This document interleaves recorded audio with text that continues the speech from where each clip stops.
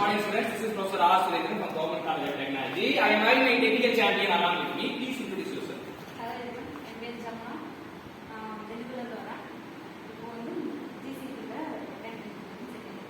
Super. நம்ம இன்னைக்கு பார்க்க போற கான்செப்ட் என்ன?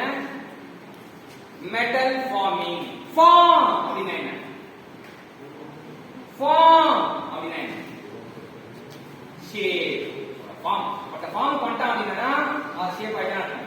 சரியா? ஃபார்ம் பண்ணிட்டா அப்படினா அது ஷேப் பண்ணிட்டா அவ்வளவுதான்.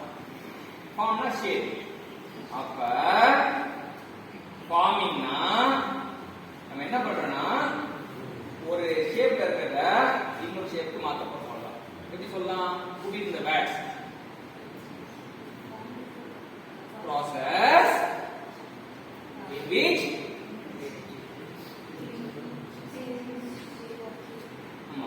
which one shape is changed into desired shape with the help of pressure or force. Okay, pressure or force. நம்ம அடிப்போம். இந்த கொல்லன் இதெல்லாம் செய்றாங்க இல்லையா? அதெல்லாம் தான் ஃபார்மிங். தான் ஃபார்மிங். ஃபார்மிங்னா ஒரு ஷேப் வந்து இன்னொரு ஷேப் மாறும். கேஸ்டிங்னா என்ன பார்த்தோம்? மோல்டன் மெட்டல்ல இருந்து desired shape. கையில எப்படி இருக்குது? Molten metal. மோல்டன் மெட்டல்னா என்ன?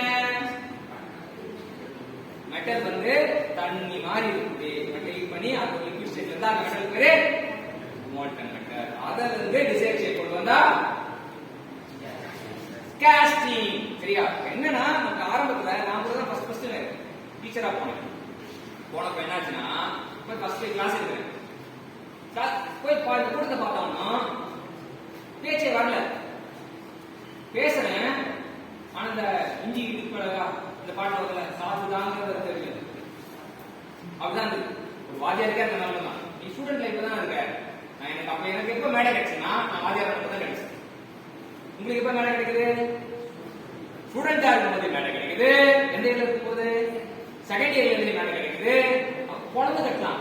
நம்ம என்னன்னா ஃபர்ஸ்ட் பயமா இருக்கும். அப்ப பயமா இருக்கும்போது அப்படியே பார்க்கணும். எல்லாரையும் பார்க்க பயப்படும். அப்படியே சுத்தி அப்படி இருப்பாங்க. பாருப்பாரு. பார்த்தா பயப்படும். அவ்வளவுதான். இன்னும் பார்த்து புரிய வைக்கும். சோ ஃபார்மிங்னா என்ன? சரியா? கேஸ்டிங்னா மோல்டன் வந்து டிசைட் ஷேப். வெல்டிங்னா பீஸா இருக்கிறத கொடுத்து டிசைட் ஷேப்.